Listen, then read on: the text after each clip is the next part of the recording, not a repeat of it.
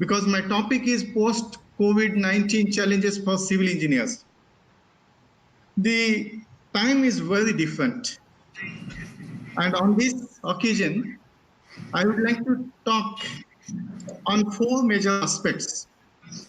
The shocks which the entire world has received due to COVID-19, due to Corona. What is the resilience and adaptation during this period? The formidable changes for all the civil engineers which we will have to face after the COVID period. And at the end, I will touch that what should be the journey ahead. On these lines, I am expecting to give this e-talk today and would like to share some of the things with you all. The COVID-19 event is a different kind of event in the world. You can say that it is a VUCA event. You might be knowing that VUCA is the term that is coined for the event, which is V stands for volatile. It is unpredictable. U stands for uncertain, C stands for complex, and A stands for ambiguous. If you look at this event, entire things what are going on in the world, you will note that it is volatile. Corona, nobody can expect what will be happening tomorrow. Everything is uncertain. Nobody knows how it will propagate, what will be the effects on human health. And equally, we don't know that we are victim for initial 14 days.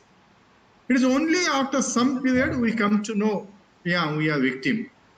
So it is uncertain. It is equally complex and ambiguous in nature also.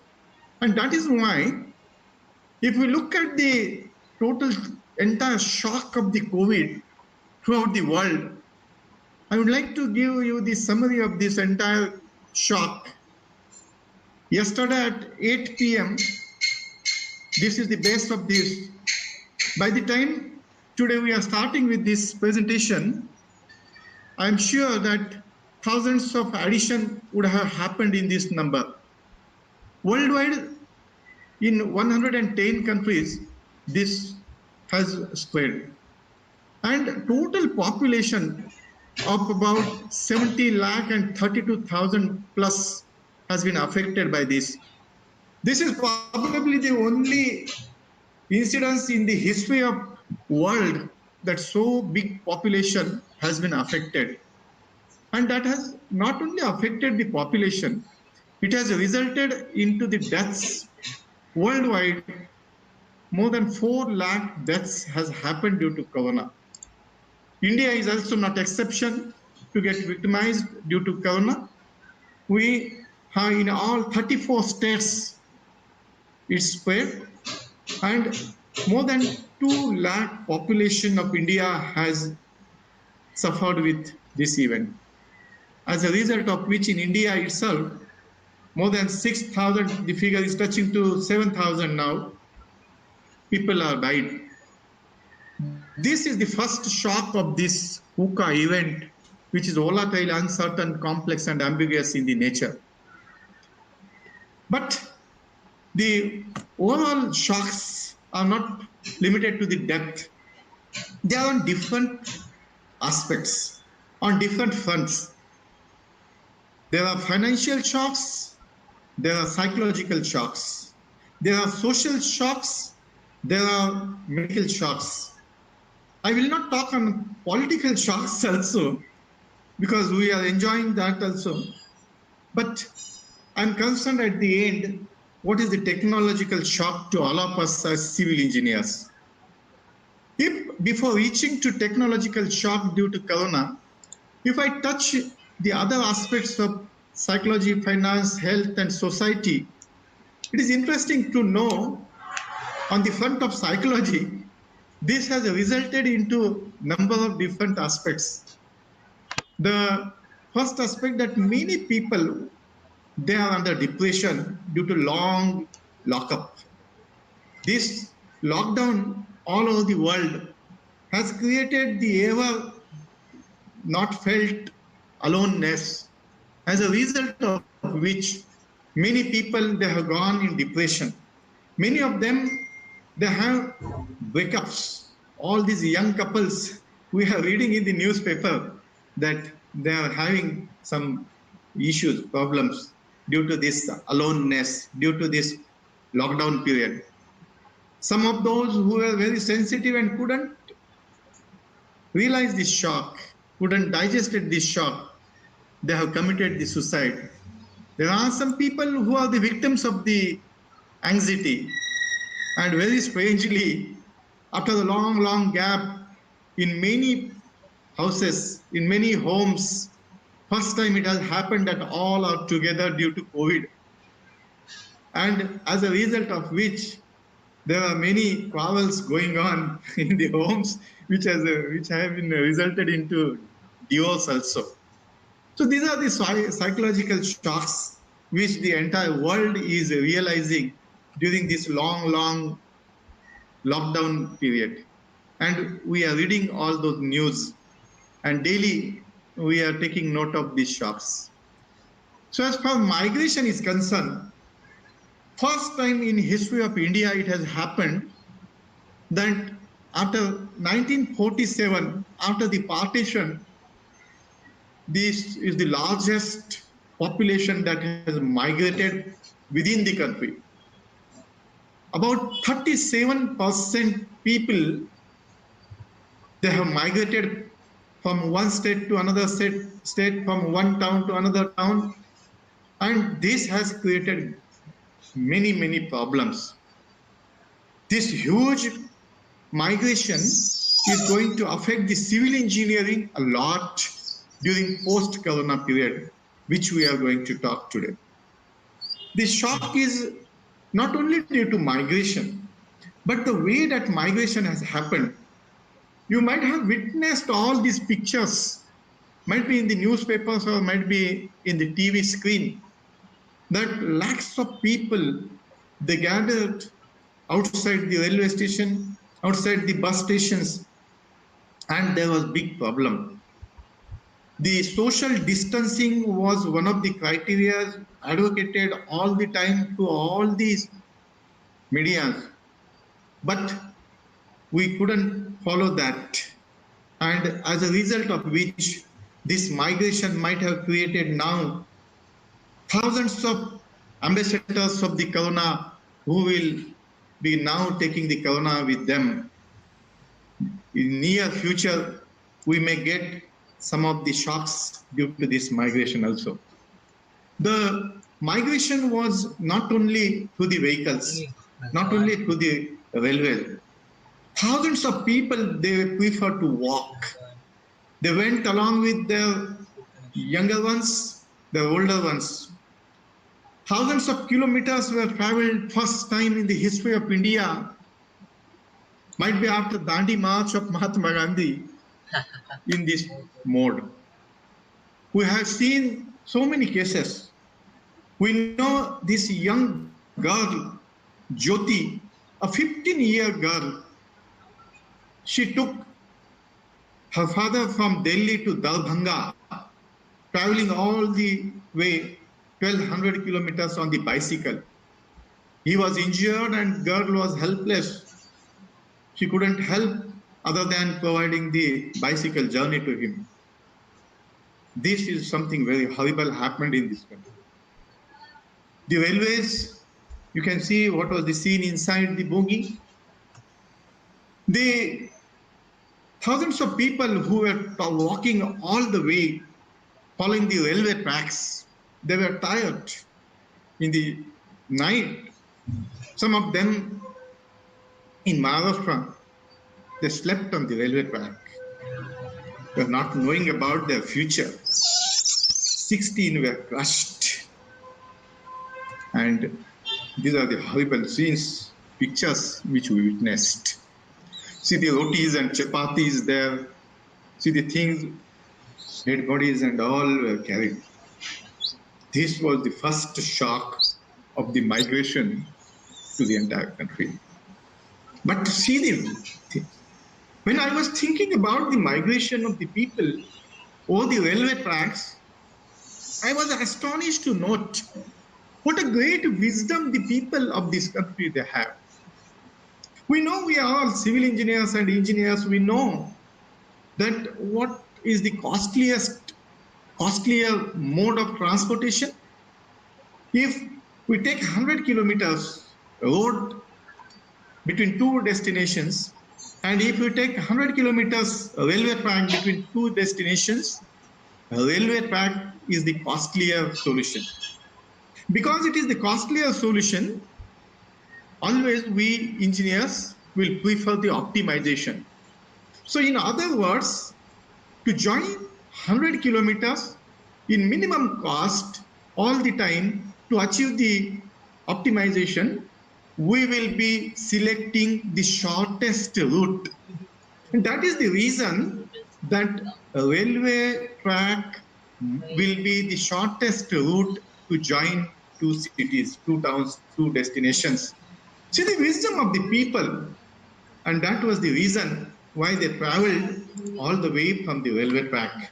And in one fortunate night, they were crushed below the train.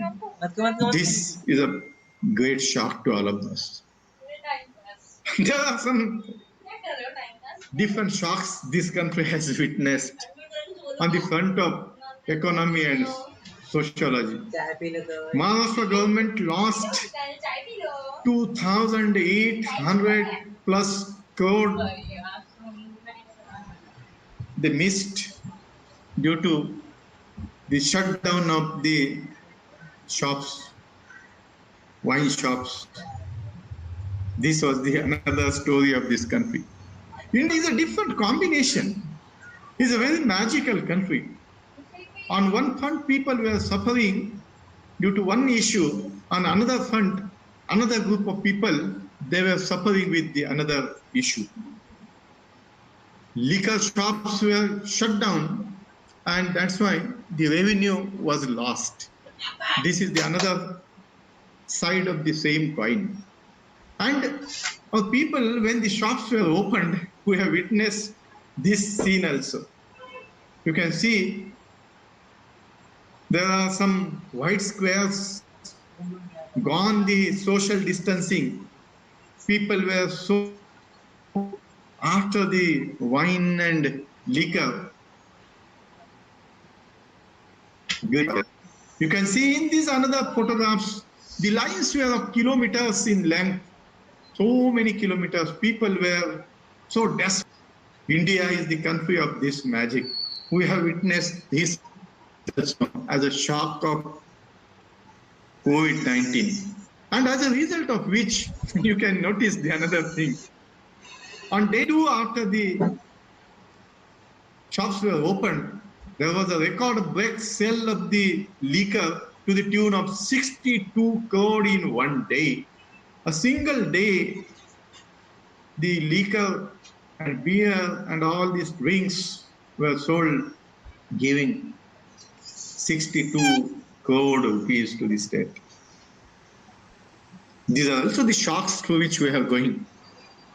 On financial front, we are now facing so many problems, and we will be facing so many problems. You know that it could witness the losses in terms of $8.8 trillion due to COVID. This is the report of Bank ADB. This is a great. India too, the RBI governor said that the GDP growth is expected to remain in negative during the financial year of 2020-2021. This is the financial shock which we are going to.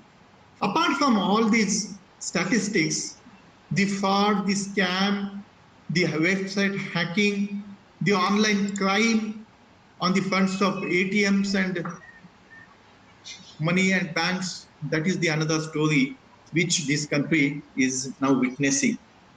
All these are the financial shocks of COVID. So when we are talking about the psychological shocks, medical shock, financial shocks, political shocks. I am not going to touch this. We will have to see how we have faced this. I sadly, because after receiving all these shocks, the resilience and the adaptation which we have shown and was marvelous. Resilience is the capacity to once again withstand against all the odds. It is a capacity to rise against all the odd situations. And adaptation, as we know, is to adapt immediately the change. This country is adaptable for the change and resilience. After the shocks on different fronts in the country, we have witnessed a number of different things. This Indian Jugaad technology is one of the greatest gifts in the world. This has happened that this square and circle to keep the social distancing is a typical Indian innovation that we have implemented and that has marked on the road. It is another story with the same magical country that we don't follow it. That is the another story. But at the same time, we exhibit this kind of innovation also. People have started giving the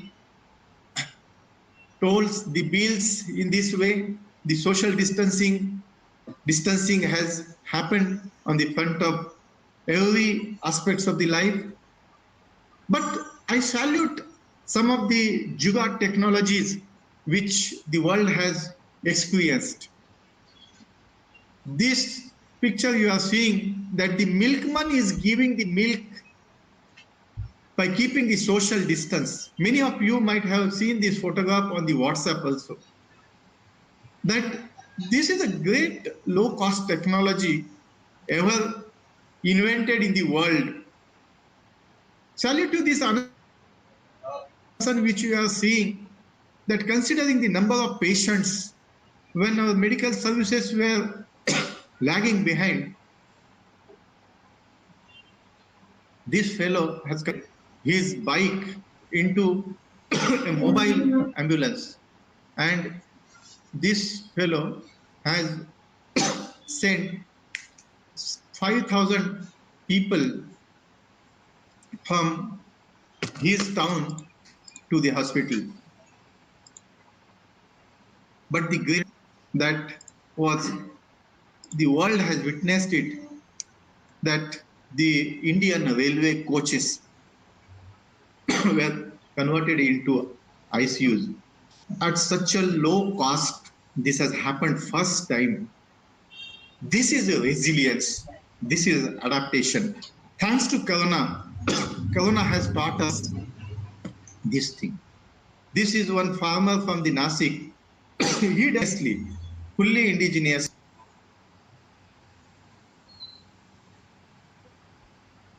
which will be able to go for the sanitization. The use of the drone technology for keeping the control on the crowd first time happened.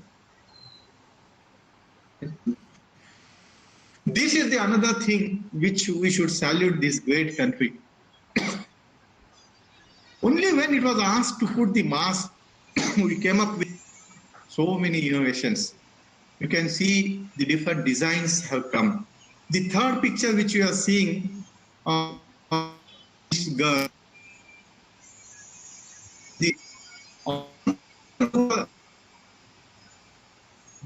they are getting by leap moment.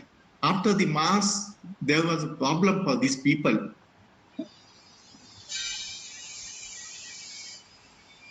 That facilitates them to see the leap moment by virtue of which the communication with them can be maintained.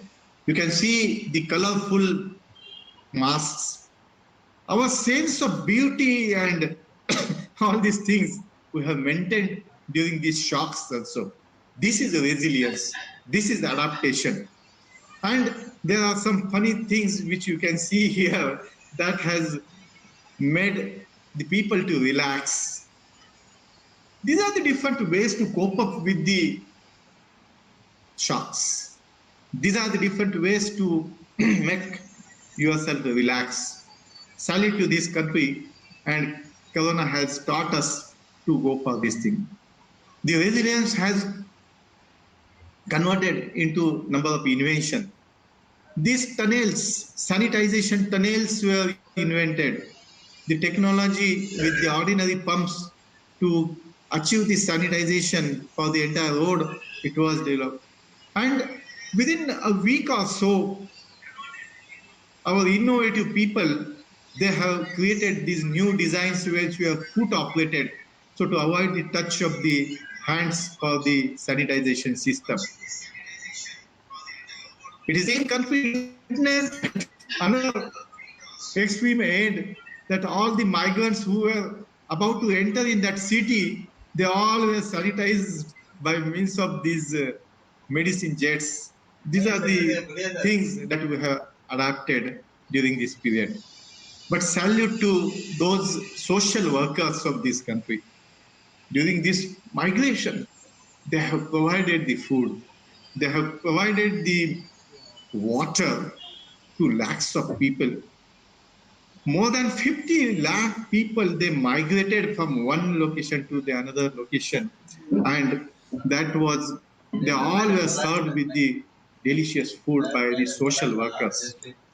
This is the resilience that the country has witnessed. We have put some technical challenges for all of us. All the formidable challenges for civil engineers now we have to face. Because all those shocks on psychological fronts, they are going to affect our technical aspects. All the financial shocks, they are going to affect our engineering activities.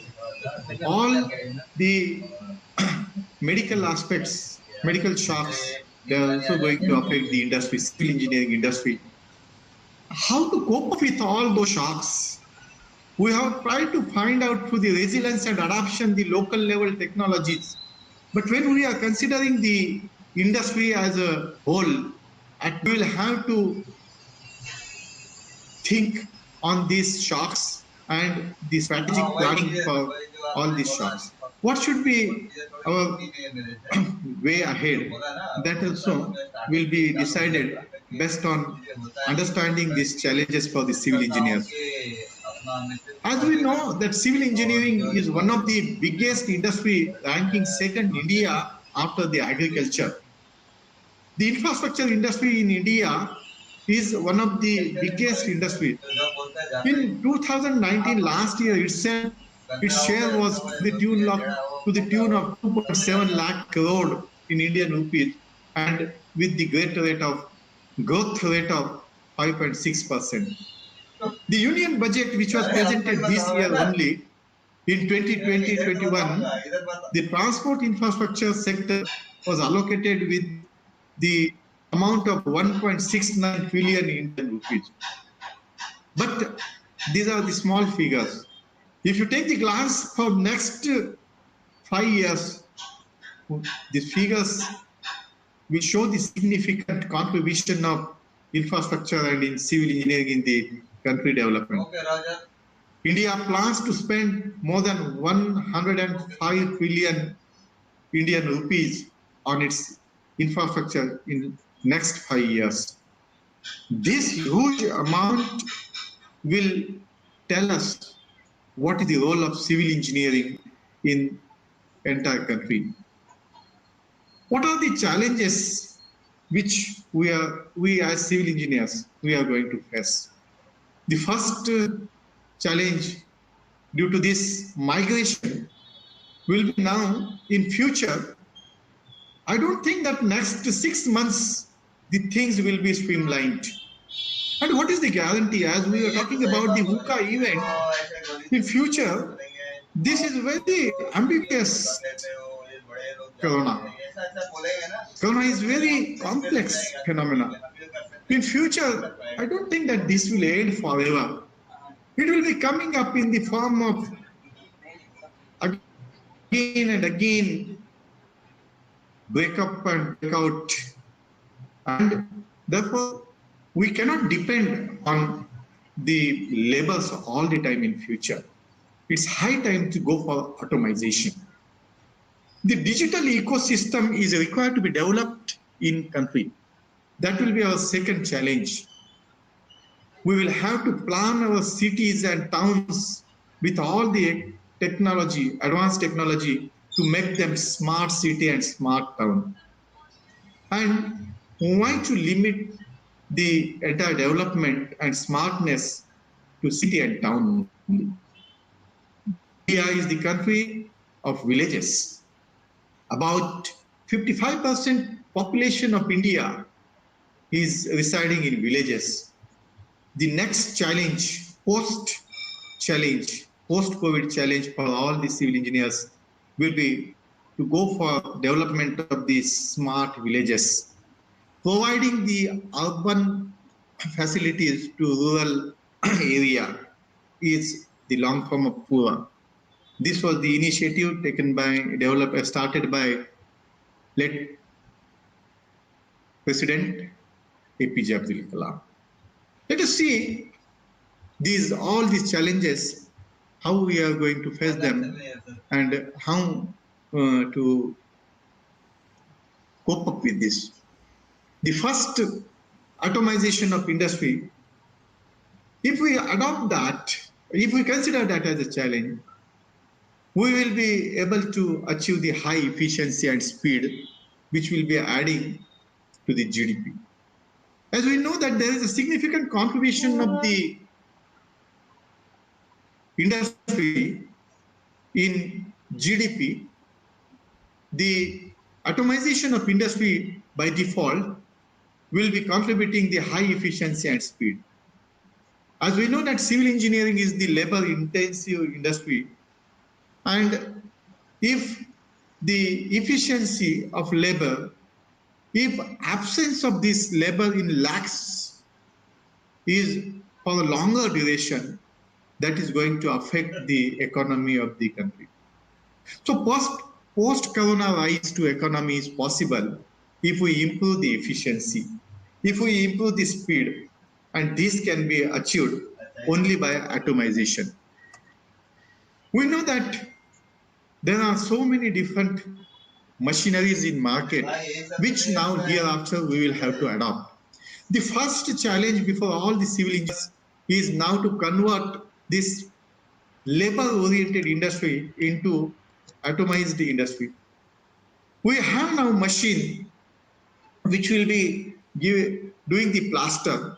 The work which one mason will be doing, more than 20 times volume will be covered by this machine in a day. After plastering, we go for carving some things for the electrical conduits, the plumbing connections, and the manual operation was creating not only the cracks and disturbing the plaster, but was consuming time also. It's high time now for us to switch over to such machines which will be without forming any crack, will give more output. These are the simple machines which we will have to in the industry in a large extent. This is the machine which you are seeing now here on your right hand side. That when the two reinforcement bars are tied up with the binding wire, the operation was done manually. Now here is a machine which is acting as a stapler, which has binding wire inbuilt. You just go there, it will bind the thing. This will improve the efficiency about 25 to 30 times more than one labor. This is the way of automation. This is the one simple handler which will be taking about 20 bricks at a time. To carry these bricks one by one by the laborers would have consumed more time. This is the simplest automation. The tile blocks, fly ash tile blocks, they were fixed by manual operation. Now there is a machine which automatically can fix them. This is the significance of atomization. When we go for CLC block construction, the CLC blocks, this is one block, this is another block, and they now we put one mortar layer, and on those mortar, on that layer of the mortar, we successively carry on the next layer of the CLC blocks. But there was an issue of bonding. This simple hand-operated device now will create so nice grooves there on the mortar, fresh weight mortar, to increase the bond strength between the previous layer and next layer. This is the role of this is the role of machinery in achieving the atomization. You will be astonished to note the speed achieved, the compaction achieved, and the shape imparted to this kind of canals or structures, roadside structures. It is not only compacting but giving the shape also. And the capacity is very huge. In one day, you can cover hundreds of kilometers. Had it been done manually, that would have resulted into a great manual labor and consumption of time. This is the thing that we can achieve with atomization. As we know that in union budget of this year, the government has allocated a huge amount on transport infrastructures. The roads, the highways, the transport infrastructure is coming up in a big way. Even in case of railways, the huge amount to the tune of about 72,000 plus crore is reserved for this activity. So this entire work to this canvas, to this magnitude, we need to achieve the speed. Then only the substantial contribution to the GDP is possible. You can see the machinery. You can see the here. This is providing the compaction to the road. It is achieving the camber, it is achieving the leveling also. And it has a capacity to construct the road kilometers in some hours. This speedy construction is possible due to automation. So this is one of the challenges for all the civil engineers to get acquainted and to use this machinery on their side. You can see the roadside gutters. It is very difficult manually to go for achieving the shape, exact rectangular shape. If the shape is achieved, it is very difficult to compact that. If the compaction is achieved, the other problems, the other issues will create the problem. Speed, manual skills will vary. That these simple machines will contribute a lot to atomize the industry. There are some precast units coming up. The next challenge before all the civil engineers is to switch over to precast. How many days we will be depending on labor, their efficiency and their skills? And during their migration, if 1 year or 6 months the industry is closed, how will come up? So precast is this is the precast stair. In one day, you can construct so many stairs.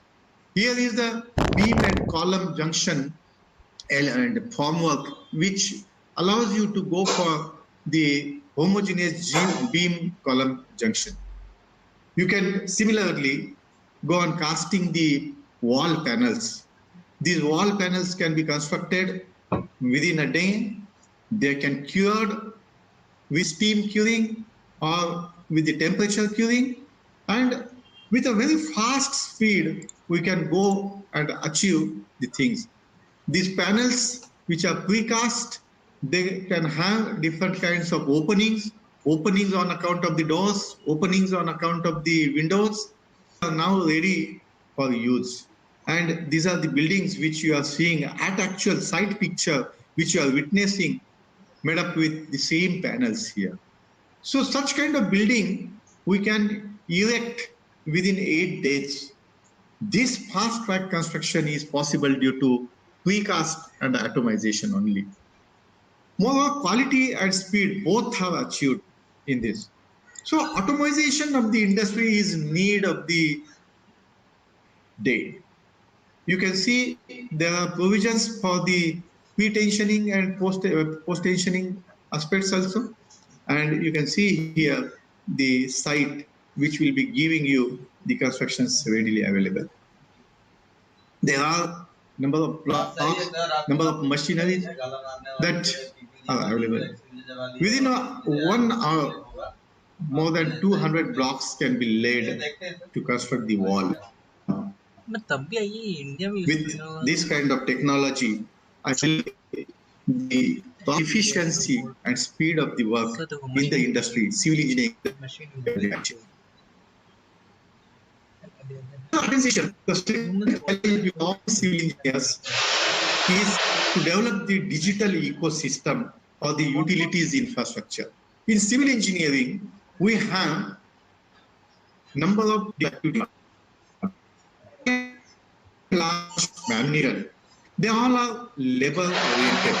Now the future is demanding from all of us to switch over to digital ecosystem. The post-COVID challenge before all the civil engineers will be of establishing this kind of digital ecosystem. What is this digital ecosystem? We can monitor the site through the web technology. The site can be monitored right from your office.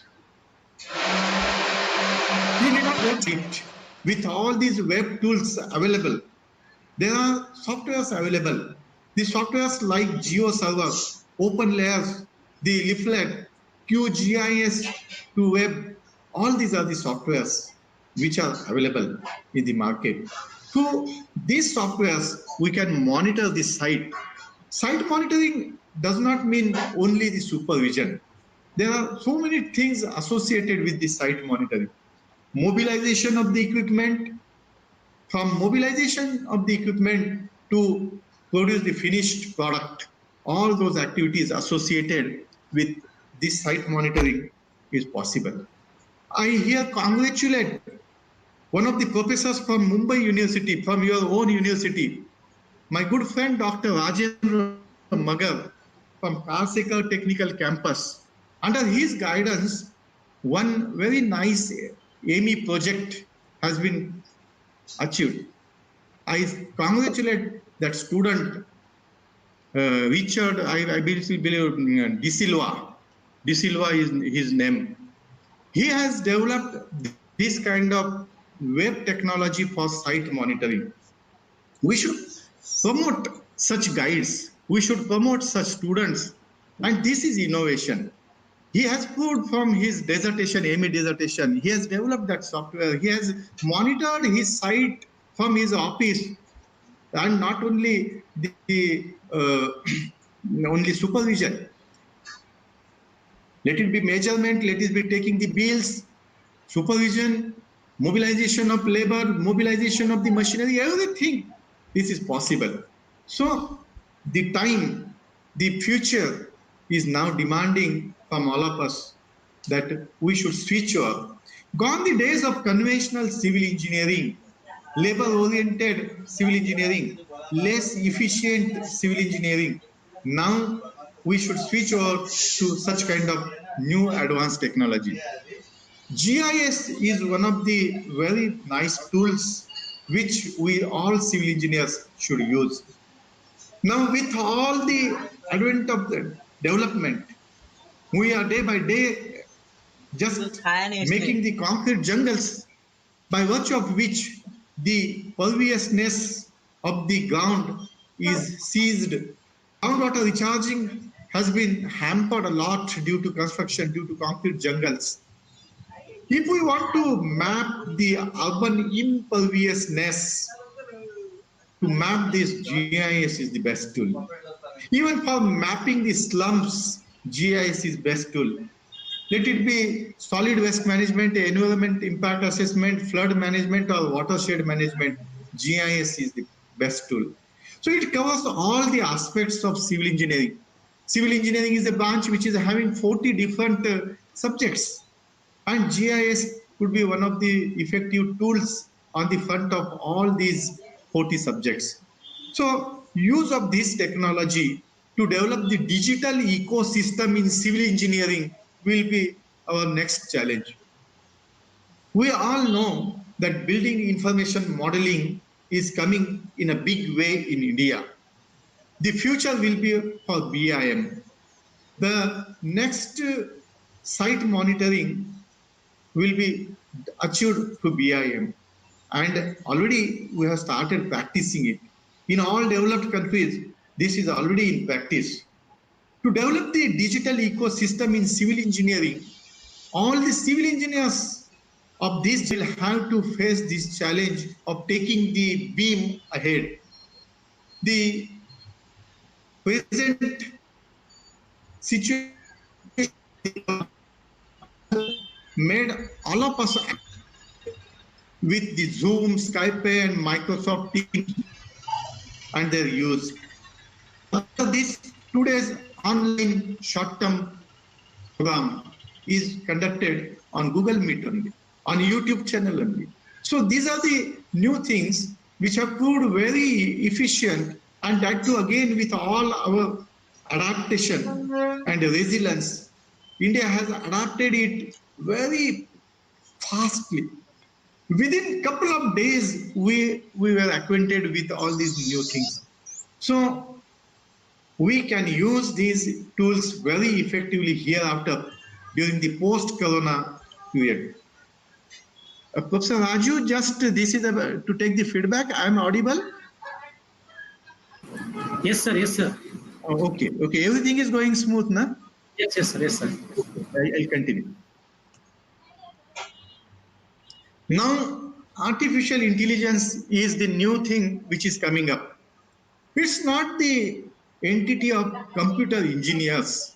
We cannot keep civil engineering aloof from the artificial intelligence. The transportation sector, the networking of transportation, and even in many of the aspects of the smart city, might be prediction of the population, might be prediction of the needs. We need to handle a big data, and accordingly we need to convert the data for developing the efficient models. It might be depending on the transportation aspect, might be depending on the infrastructural development, might be depending on hospital developments. So the artificial intelligence will be a part and parcel of civil engineering. It is no more now monopoly of the computer engineers. And you know, India is having third rank in using the artificial intelligence.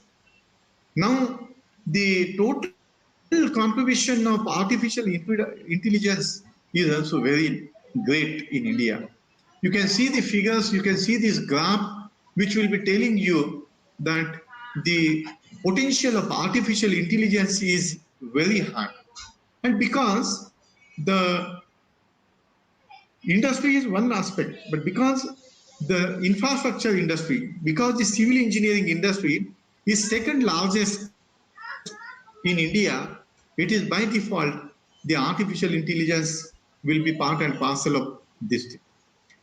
Now you can see the challenges during this corona period. We are seeing that the PPE kits are produced. The mask, it is said that we should not use it permanently, the same mask. And that has created the different kind of problem. This is the latest problem. This is the latest challenge. Every day in our state, we are producing the solid waste in the form of medical waste to the tune of 15 tons. This is every day. This is for only one state. Think of the entire nation. think of the period of 3 months, it will be a huge thing. How to handle these issues of solid waste management, of medical waste management, we will have to go for accepting those challenges. As we know, the United Nations General Assembly, they have decided the 12 sustainable goals in 2015. All these sustainable goals, by and large, 3 goals out of those 12, they are related with our industry, with civil engineering and infrastructure industry. The sustainable goal 6 says it talks about the water and sanitation for all. The Sustainable Development Goal 9, it talks about the resilient infrastructure and promoting the sustainable industrialization, and it fosters the innovation. This is again related with civil engineering. And goal number 11, that demands to make the cities and human settlements inclusive, safe, resilient, and sustainable. Out of 12, 3 World Sustainable Development Goals are related with our industry. And that is why this will be our challenge. Our challenge will to accept these goals and to chalk out the strategic planning to achieve these goals. And for that, say, digital ecosystem has to do a lot. Digital ecosystem will be focusing on all these aspects. Let it be an aspect of sustainable management of water and sanitation. And this water and sanitation plays very important role not only during the Corona period, but after Corona period, it is going to play very important role. And you can see this news that the second breakout in Germany is expected, and if they want to avoid, we want to avoid that. Now the research is marshaled towards the study of wastewater. So wastewater study is a very much part and parcel of civil engineering, and it has direct relation with Corona. Not only during Corona, but post-Corona also. And that is why let it be water, let it be wastewater, let it be garbage, all these systems are required to be monitored. And when it is to be monitored at the compared to the scale of 125 crore, manual efforts will not be sufficient. We will have to develop the digital ecosystem. The formidable challenge for all the civil engineers post-Corona period will to develop this kind of digital ecosystem. And it is not only for the long span, even for the short span. In India also, I have just read that Michigan University report, they are expecting, there are predictions. For sake of God, let it not happen. But it is their prediction based on their model and studies that they are expecting some outbreak in some of the parts of India also. And then in that case, if we want to avoid that, we will have to study like Germany on these aspects of the wastewater in India too. And that is possible at such a large extent with the help of only digital ecosystem. The digital ecosystem will help and facilitate us to go for the SCADA implementation. It is no more electronics engineers' business. This is very much civil engineering. Supervisory control and data acquisition is part and parcel of civil engineering. What is the real-time data monitoring is possible through this SCADA. And those who are acquainted with the project of the smart city, they might be knowing that in smart city, they have incorporated the implementation of this SCADA. And unfortunately, our civil engineers were not acquainted with this. So there are the tenders of lakhs of rupees, which our civil engineers could not file the tender because of these issues. Our future generation of the civil engineers cannot keep themselves aloof. They will have to face this formidable challenge of implementation of SCADA. First, by getting acquainted with that, second, by studying that, and third, by mastering those techniques. Artificial neural network, fuzzy logic, genetic algorithm, and decision support system. These are the techniques, though they are related with computer, but computer is not the monopoly of now specific branch. It is part and parcel of civil engineering. And therefore, if the issue of traffic management is there, let it be issue of dam monitoring, let it be issue of some civil engineering, solid waste management tweaks daily, how many times that vehicle should move, what will be the shortest route from one location to the depot, ANN, fuzzy, genetic algorithm, and decision support system. These are the tools. Each and every infrastructure project of civil engineering, you will find the application of ANN, fuzzy, GA, and DSS in that. So to develop the digital ecosystem in future, our civil engineers, our civil engineering faculty in specific, I will say, engineers is our outcome. Engineers is our output of the system. But at input level, at college level, at institute level, it is the challenge for all civil engineering teachers first to master these techniques and to implement these techniques so that we can produce the engineers for future. So this is not only the challenge of studying and implementing and mastering ANN, fuzzy, and GA, but it is the challenge for all the civil engineering teachers to incorporate these things in our syllabus, to learn at our level, and to make the new generation acquainted with this. This is the challenge of digital ecosystem for future for all of us. The virtual reality is another entity. Now it is not only concerned with the medical field. It is not monopoly of some specific branch. In civil engineering, I am talking about civil engineering only. The Sensat is one company. They have developed one tool. Its name is MAP, M-A-P-P. This is a digital tool by virtue of which you can remotely monitor the activity. This map produces the live digital twins. Effectively, these are the virtual replicas of your physical world. You are right on the table in the office and you will get each and every aspect unfolded with the help of virtual reality. The virtual reality till date was by and large practiced in medical field, in aviation field, but to develop the digital ecosystem in civil engineering, we will have to master these techniques. We will have to learn these techniques. So virtual reality is also the part and parcel of digital ecosystem. We will have to keep ourselves in touch with this virtual reality. The new technology is coming up, and it is not only the dream. It is not only hypothetical things which we are discussing. This is very much part and parcel of civil engineering. Because we do not teach, because we do not implement, because we have a number of excuses like cost and other technological aspects, we think that this is not appropriate for India. But to provide the housing for 120 crore people plus, we need to adopt this kind of fast-track technology.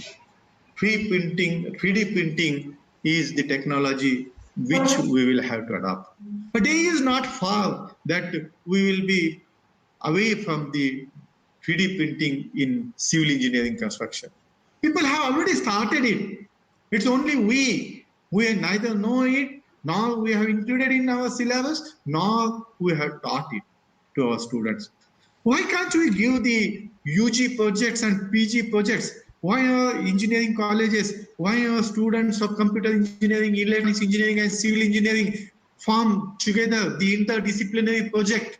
The electronics engineer, computer engineering students, they will give the input. Civil engineering students, they will give even the plans, AutoCAD plans. And why not to have these interdisciplinary projects? The challenge before all our civil engineering teachers due to this post-corona period of this challenge. So we will have to go for this 3D printing. The use of drone technology is important. When we talk about the utilities infrastructure, the digital ecosystem is very much helpful. And we have read in newspapers during this corona period that drone was very nicely utilized to control the traffic. The people who were not obeying the orders of police, the people who were not keeping the lockdown effective, the people who were coming unnecessarily for no cause on the roads, they all were very effectively monitored by this drone technology. So can we use it for traffic management? Can we use it for different purposes? I know from Mumbai University, two professors, I believe they are from your college only, Rasayani, mechanical department professors. They have developed these applications of drone technology in the field of civil engineering. That is very nice thing.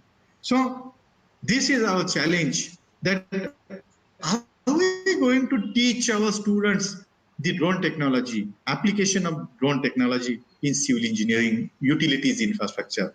Time is not far away. See the horrible things. Those who are saying that we want labor. If we go for automation, what will happen to labor force? What will happen to their employment? They will become unemployable. What will happen to their roji roti? Should we think on those lines? If you remember that when first time during the second industrial revolution, the industry machines were launched, the same issue was there at that time, that if machines are launched, what will happen to manual labor? The same issue till recent decade, when it was the issue of atomization of bank sector, all the bank unions, they went on the strike. They said, if you bring the computer in banking sector, what will happen to our staff and what will happen to our employment? And I remember that all the bank employee unions, they had gone for the strike and they opposed the computerization. Today, if you see that, can you think the operation of the bank without computers? Those same unions, same bank employees, they are there in the job, but they are now facilitated with these computers. Efficiency, speed, everything has increased. Don't think of employment of the things, because they will be definitely getting the employment in different mode. But who will be taking care of such incidences? Such events, you can see many times we read that these people, they have entered inside the gutter and due to poisonous gas, methane, they were died. What a pity situation here. This man is putting his hand there in the gutter. Gutter, we don't know what it carries, which kind of waste it carries, from whose toilet and from whose bathroom, we do not know. And we are talking about, we are advocating for manual labor, then who will be taking the responsibility? This is our sanitation system. This is very part and parcel of, very much part and parcel of civil engineering. Can we use robotics in civil engineering? The formidable challenge for all the civil engineers is application of robotics in civil engineering. Why we are teaching the same subjects? Can we introduce robotics in civil engineering in our syllabus? This is a challenge before civil engineering teachers at input level. This will be the challenge for civil engineers who will be entering into the field to use the robotics in the civil engineering. I believe that this is the need of the time. This is the challenge for all the civil engineers. So to develop this ecosystem, we can have a number of different applications. We can go for the skilled workers and their replacement with these robotic arms.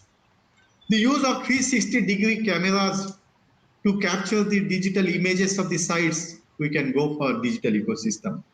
The stakeholders, they will be having the access to the site without going to the site. Right from the office, they can go for. And we, in this corona period, we have realized that work from home concept has reduced the pollution of this country. We have witnessed our reduced levels of the pollution in the river. Air quality has been improved. So pollution in the river, water pollution has reduced. Rivers have become clean. The air is clean. There are so many the advantages which we achieved. And not only at that level. The new models of finance and funding of infrastructures are required to be built up. The digital ecosystem will facilitate to develop such kind of new models of the finance and funding. So this is one of the challenges of the thing. Thanks to Corona on this front, leave the negative side apart, but it has made us to think for the alternatives. It has made us to think about our own challenges. It will be also compelling us to chalk out our future strategies. Having seen the digital ecosystem as one of our challenges for future, we cannot ignore the smart city and town planning aspects with the advanced technology. We will have to attempt that. The smart city and smart town development is a job of civil engineers. We are the people accountable and responsible for this aspect. And on this front, if we see the current situation is horrible, it's very dangerous. Our town planning has no existence at all. The people, they are indisciplined is one thing, and another aspect, technical aspects on our part, we have miserably failed. We never anticipated the road width. We never anticipated the minimum road top level. In many of the cities, year after year, when the top layer, another BT layer is put on the road, all those houses, all those two lines of the roads, two sides of the roads, having houses 2-3 steps above, they are now becoming basements. We never predicted the plinth level appropriately in the house construction, neither we predicted the road top level after 20 years. All of the planning that has resulted then due to this kind of flooding situation. A small rainfall will hamper the life. In case of Mumbai, and within one thing is disturbed. Why it is disturbed? Because our town planning went wrong. Our flyovers are constructed for avoiding the traffic jams. Nowadays, jams on the flyover. What this indicates? It indicates that something has went wrong with city planning. Something has went with the town planning. There are cities in the world. I recommend everybody very strongly to read the book of Sulakshana Mahajan, written on smart city, written on Barcelona. Barcelona was a small town, but when the Olympics were held there, the way they have developed their city, it's a classical example of the fabulous town planning aspects worldwide. We civil engineers should read all those case studies. We should study all those things. So this is one of the formidable challenges before all of us. You see, well, what kind of cities we are producing? What kind of slums we are promoting? What is the population density in Hyderabad, you know? Per kilometer square, it is 23,000 plus. Kolkata, 27,000. Delhi, 29,000. Patna, 44,000. Ahmedabad, 50,000. Mumbai city, 60,000. And in Mumbai, what is the population density in Dharavi? 2,77,000. Then why we are blaming Corona? Dharavi is bound to be badly affected due to Corona. It's not problem of Corona alone. We are culprits. Our town planning, our slum rehabilitation projects, something went wrong. So the great challenge for all civil engineers is we will have to work very seriously on town planning aspect. We'll have to work seriously on slum rehabilitation. We'll have to find out the solutions for accommodating and people and reducing this population density. You will realize and observe corona has its worst effect at the locations where the population density is very high. That is failure of our civil engineering. I am civil engineer. I don't want to blame only civil engineers. I know there are political issues. I know there are so many in country like India having the democracy with the different dimensions. It has number of different dimensions. I do agree with that. But still, we cannot avoid our share in technical share in planning the cities. And with all those limitations, with all those constraints, we will have to take this as a challenge. We will have to produce one good city, a lovely city. What kind of cities, what kind of garbage we are producing daily, and what kind of solid waste management we are handling. This is topic of our concern. Post-COVID period is demanding the first wall footing level project on town planning, on slum rehabilitation, because these are the areas which are worst affected. This we will have to take care of. And then you can see infrastructure modeling. Infrastructure maybe of energy sector, water sector, transportation sector, solid waste management.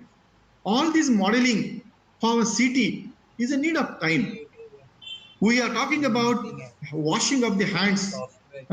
After each hour, we are recommending now 20 times we should wash the hand in a day. And where is the water? There are the cities which are receiving the water after 10 days, after 2 weeks. Twice a month, we are providing the water to the many cities. There are so many cities, thousands of cities, they do not get water more than twice a month. Washing the hands, who is responsible? Politician are to one end, civil engineer away from the problem. It is our social responsibility, it is our engineering responsibility to come forward and to develop these models. Implementation, again, we as a citizen, we need to put the pressure. The formidable challenge for all civil engineers as a citizen will be to create such kind of pressure groups. The rainwater harvesting is one of them. So many liters, lakhs of liters water just flowing into sea. Can we tap it? Atomization of taps, there are still 10 hours a day.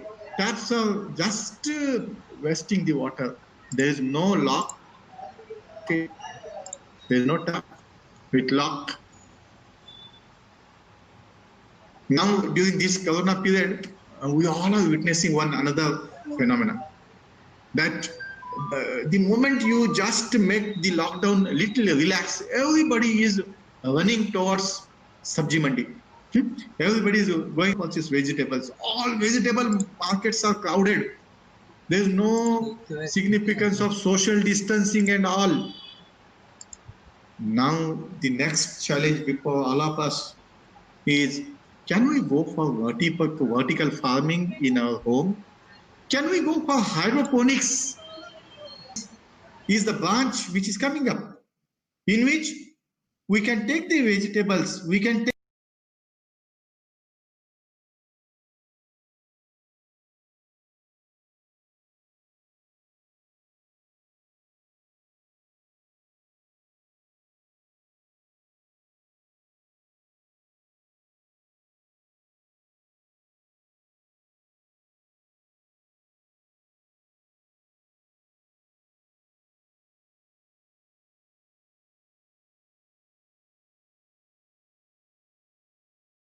and subsurface planning of city is another issue in town planning.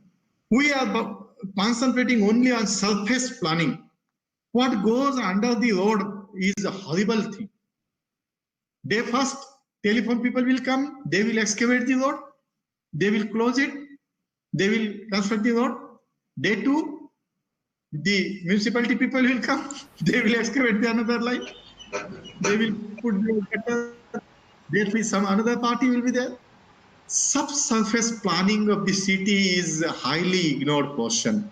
we will have to take this challenge of subsurface planning of the city. And particularly in the city like Mumbai, where the metros are coming up, the tunnels are now coming up below the road, ground, we will have to introduce this branch in our civil engineering. Subsurface planning of the city should be our subject. This is challenge before all of us. Can we produce wonderful cities, nice cities? Before some days, I had been to Hungary,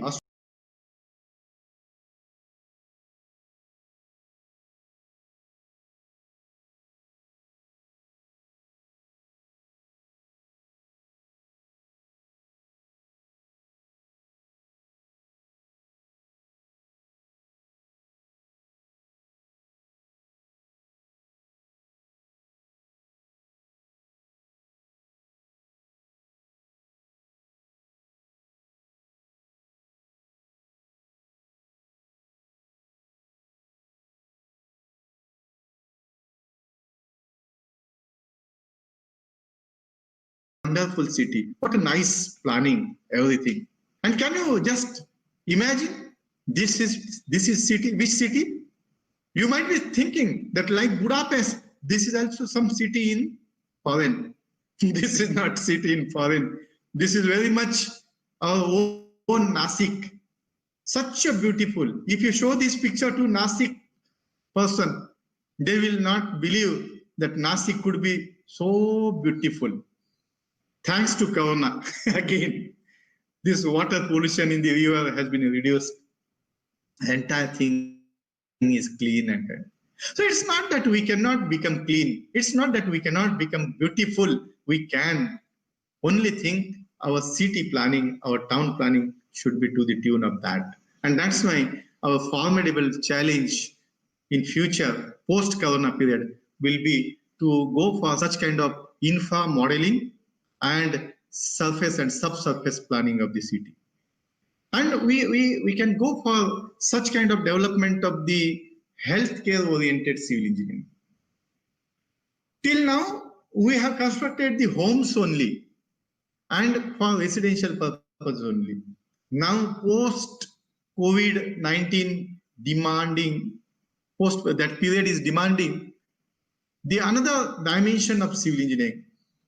We will have to explore the another dimension of civil engineering, that is healthcare oriented civil engineering. And we initially at the start of might be February, everybody was praising China and Russia and Delhi. We used to listen to the news that China has developed the 1,000 bed hospital with the record break period of 10 days.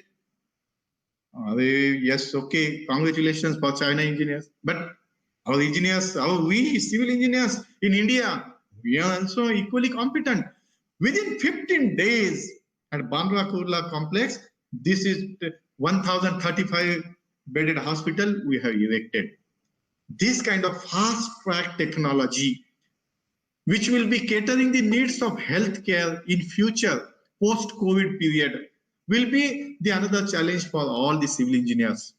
Now there is a need that in each and every city, we need to develop one convention center, which will be multi-purpose convention center. At times, you can have the exhibitions. At times, you can convert it into healthcare center. Like in Goregaon, Andheri, you have done that during Corona. Post-Corona period is demanding this kind of civil engineering from all of us. And at the end, coming to end of my lecture, are we only for cities? Are we producing civil engineers only to plan the cities? About 55% to 60% of population of this country is residing in villages. It is our challenge that we should not go only for smart city project. It will be a high injustice with the villages. We need to go for the smart village development program also. And salute to that President APJ Abdul Kalam, the great visionary of this country, who gave this program to all of us, providing the urban infrastructure to rural area. Can we give this thing? Today, what problem we are facing due to migration? Why that problem is there? Why the people, they left their villages and why they came to cities? Because industrial development was concentrated only in cities. That is the reason, root cause of this migration. Had it been developed, the smart villages with good industry at location to location throughout the country, migration would have not happened. So there is a big challenge for all of us, all civil engineers. In future, we will have to go for smart village. And as rightly said by Mahatma Gandhi, that the true India is to be found out not in few cities, but it is the 700,000 villages. If the villages perish, India will perish too. This was the vision. Rather, this is the great vision for all civil engineers to develop the country. This man was knowing that before 70 years. After 70 years, we never took this challenge. And that's why there is a need. We should develop our India now, starting from development of the village. What kind of program we should implement? Dr. APJ Abdul Kalam has given a good model for that. This model itself is a good challenge for all civil engineers. What is that model? That model is consisting of 4 components. One is physical connectivity, one is electronic connectivity, one is knowledge connectivity, and another is economic connectivity. How to achieve the physical connectivity? With ring road, rail, public infrastructure, mobile clinic. How to achieve the economic connectivity? With warehouse, agro industries, markets, hospitals, micro power plant. See, we are talking about villages. This is something great. This kind of model for a village. What is the knowledge connectivity? The schools, hospitals, IRS, emergency services, land corporation management, water management, forest management, environment, protective healthcare, cooperative product marketing. These are the knowledge connectivity components. What is the electronic connectivity? Telecom sector, internet, e-governance, telemedicine, teleeducation. Thanks to again Corona, we have switched over to teleeducation due to Corona. When this model was prepared by APJ Abdul Kalam, at that time nobody was talking about e-learning, nobody was talking about the virtual classes. We are talking about teleeducation today, after facing the issue of the Corona. That's why that person was visionary. He dreamt for that before 20 years. And this model, which he has now developed, what it is anticipating? 100 crore investment. This is very important. 100 crore investment for entire India to get converted into smart villages. If that would be implemented, if this project is implemented, all the civil engineers will get job. All the migrant people for whom now we are offering the air tickets, companies are now giving air tickets. Come back to our, we want to start our projects. Let them be there. Become independent. What is Atmanirbhar? Nothing but to develop themselves. This is a big challenge. Yes. So this number of different aspects of water supply, sewerage, solid waste management, village street and drainage, increase in livelihood opportunities. This is very important. Livelihood opportunities we have not created in villages. That is the early cause why people came to cities. That is a big failure of planners. A good failure is a good challenge also. So we all civil engineers need to work on this challenge. If we go for this kind of aspect, I am sure that we will develop the smart village also in India. And all these millions of Indians which are now migrating to their places, now they are going to villages. All this entire population, 50 lakh population of this country traveled from one place to another place during this Corona period. Now they will be creating the problem of water supply at their own places, problem of sanitation at their own village, problem of Corona at their own village. So this is shifting problem from one destination to another destination. What we are doing, we are not going to root cause. We are only shifting the problem from cities to villages. And that is the reason why Michigan University has given this prediction that there will be an outbreak in India after some period. This is the early cause of this migration. So it is a challenge for all of us, all civil engineers in future, to go for development of smart village. And now, what is the journey ahead? In what way we should go? What proceed? I would like to conclude only with 4 aspects. These 4 aspects are, first one, we'll have to go for atomization of industry. Unless otherwise we go for atomization of the industry in future, accepting this as a challenge, we cannot contribute substantially to our economy. The economy which is anticipated to be negative GDP, we can make it positive only and only with the help of atomization, because atomization is going to increase the efficiency, it is going to increase the speed, it is going to increase the mobilization. Don't worry about the employment like the bank unions once they have thought on that line. Modes will change, modes of employment will change, but atomization is the need of our future. So our future journey should be focused on atomization. Second, we should go for sustainable approach. Everything we have realized during this Corona period, that nothing is important. Money, you have bank balance in bank, what to do with that money? Corona has taught us that we can live without hotels, without malls, without cinema theaters, without going out, without shopping. What we need? Our needs should be limited. The sustainable approach is based on the needs only. If we reduce our needs, automatically the sustainability will be achieved.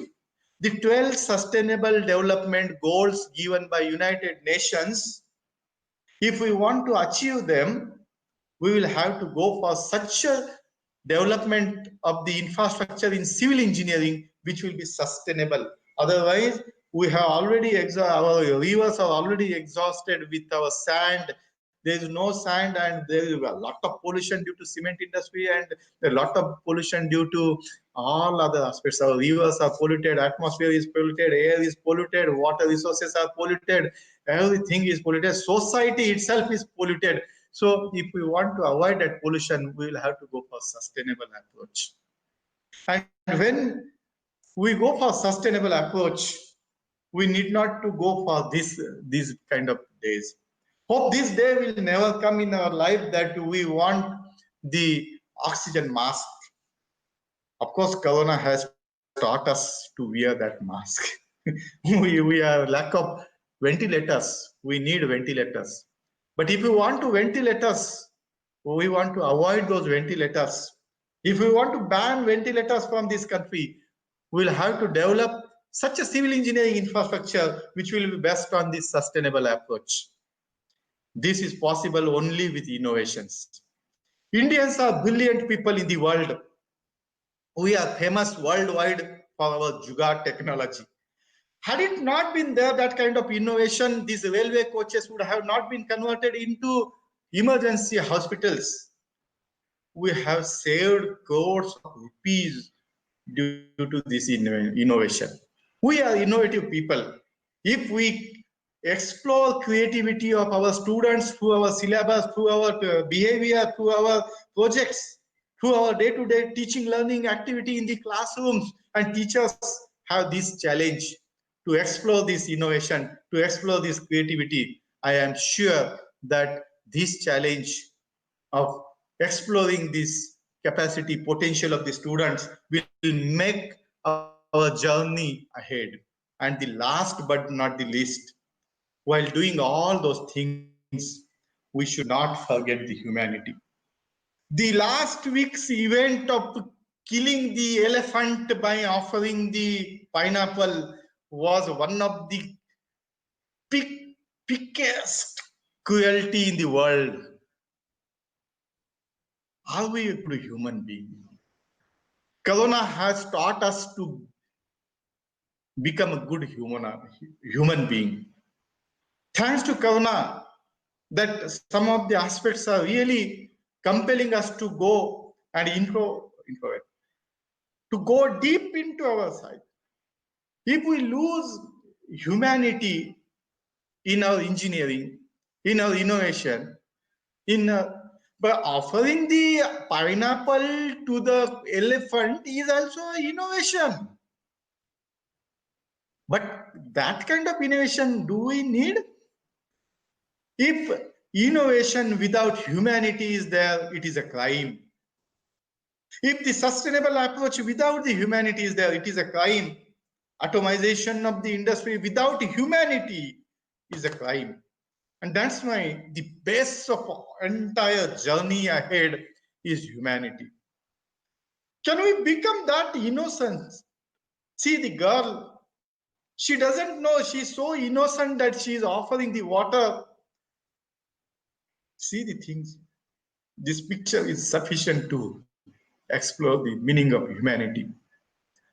Unless otherwise our base is humanity, we cannot, the development has no meaning at all. So the challenge before all the civil engineers is to become a good human being first.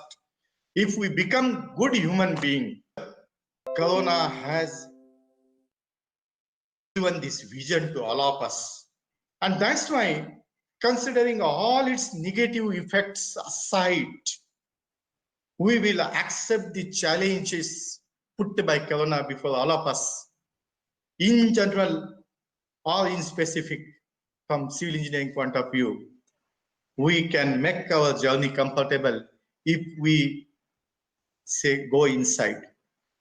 And the best way to go inside is to survive, unless scope to even look within yourself.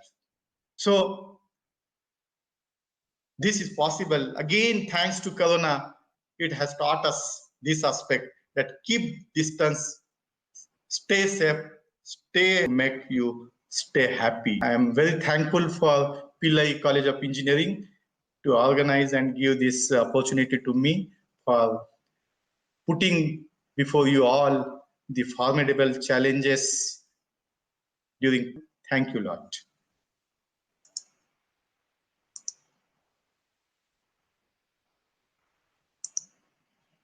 Hello. Yeah, yes, sir.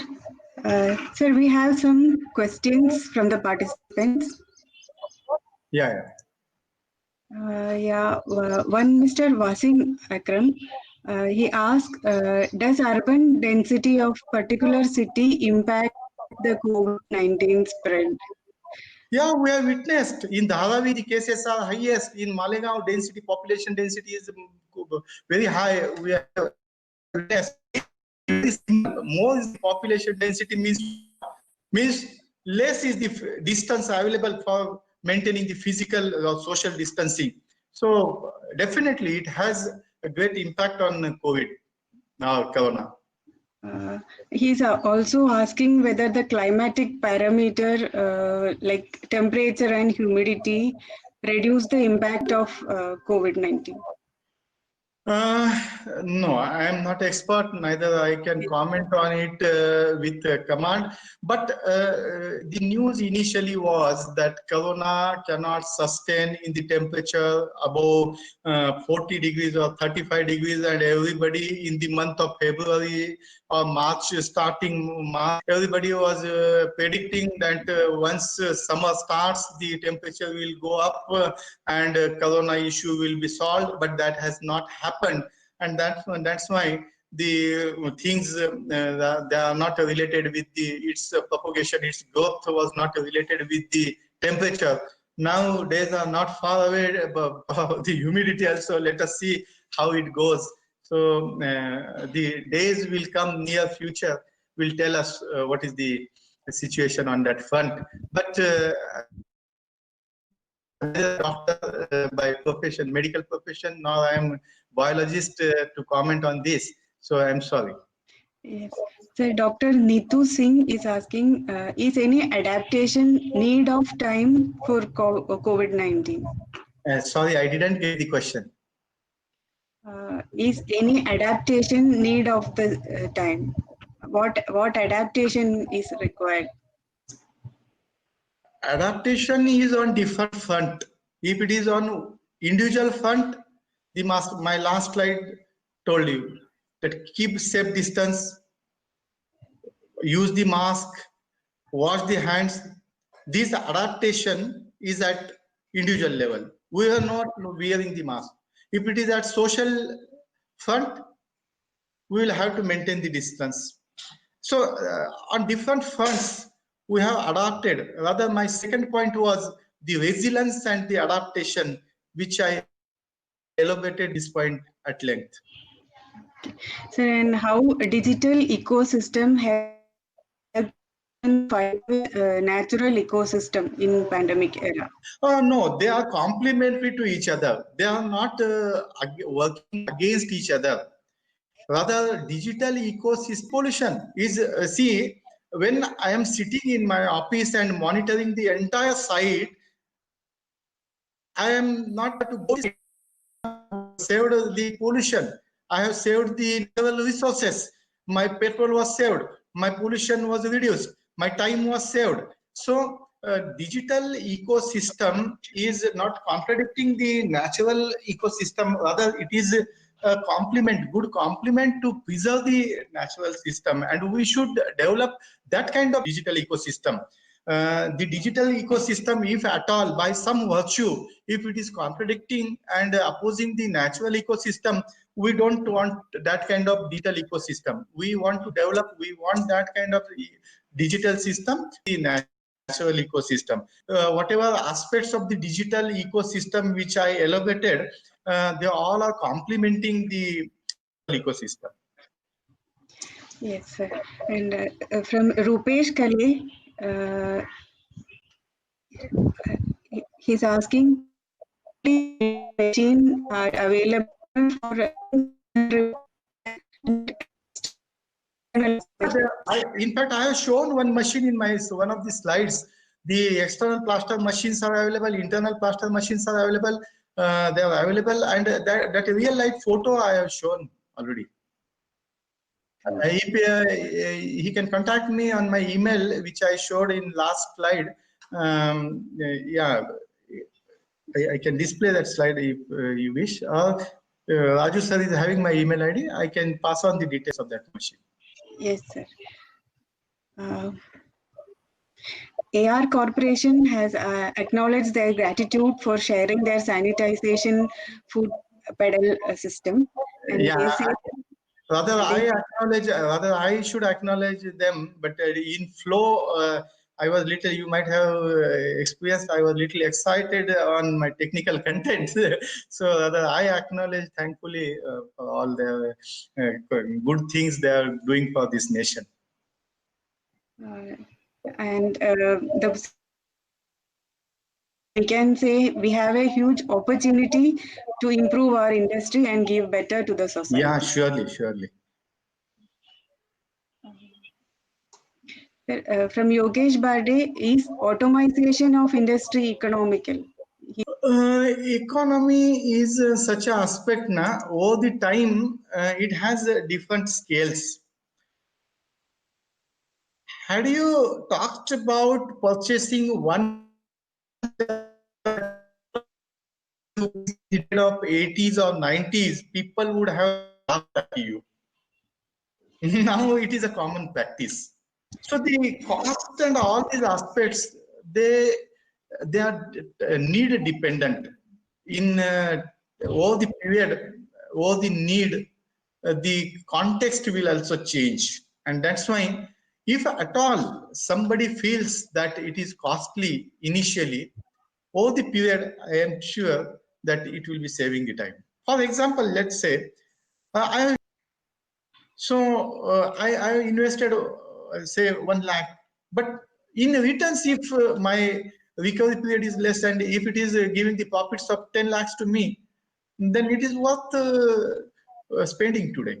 So today's investment may be tomorrow's returns, and all the period, all the need, this will be justified. Sir, he's also asking, will cost of construction increase after COVID-19?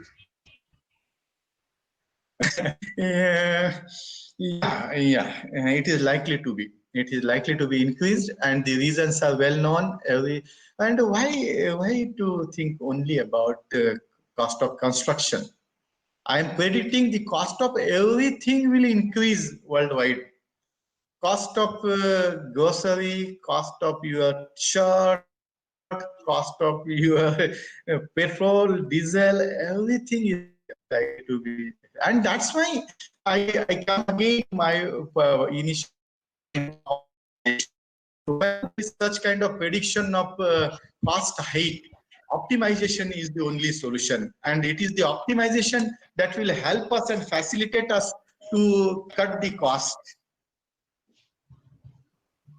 Sir, one more question is satellite data, GIS technique and modeling in ANN and Fuzzy, a better technique for urban mapping and urban sprawl mapping.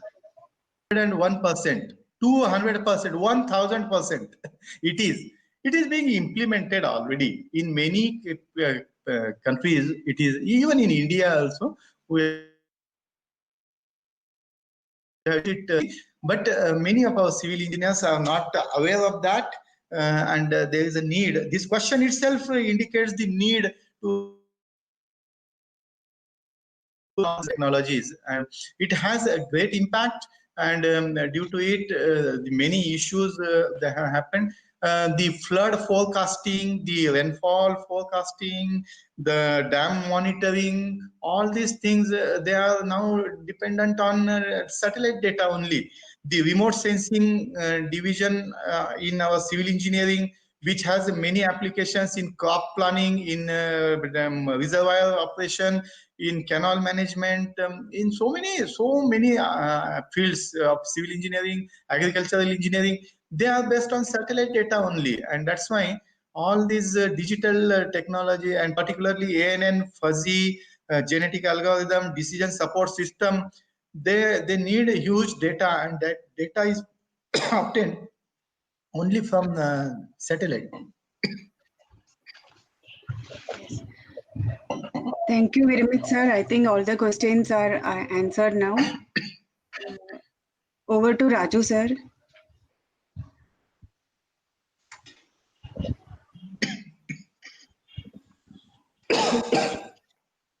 Is he connected? Yes. Raju, sir, you are muted, sir. Sir, please unmute Raju, sir. Hello, now can you hear me? Yes. Okay. So good afternoon, all of you. First of all, I would like to thank you, today's speaker, Dr. Sunil Kutte, sir, for accepting our invitation and sharing his knowledge on post-COVID challenges for civil engineers. I truly believe that this session will enhance the knowledge of participants. Thank you very much, sir, once again for the wonderful and very enriching session, for sharing your valuable knowledge. We got very good feedback from the participants. I would also like to thank our Deputy CEO HOCL campus, Dr. Lata Menon madam, and principal of PSCAT, Dr. Madhumita Chatterjee madam, for encouraging and guiding us to conduct this STTP.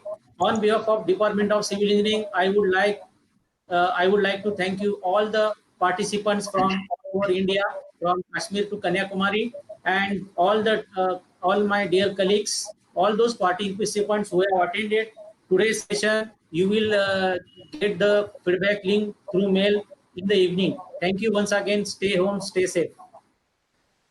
Thank you, sir. Thank you. Thank you. It was nice meeting all of you, interacting with all of you. I thank your management, you as the HOD, your principal, your entire team, including Shilpa Keote madam and all those audience who made it a point to attend this. I thank you all. Thank you very much, sir. Thank you, sir.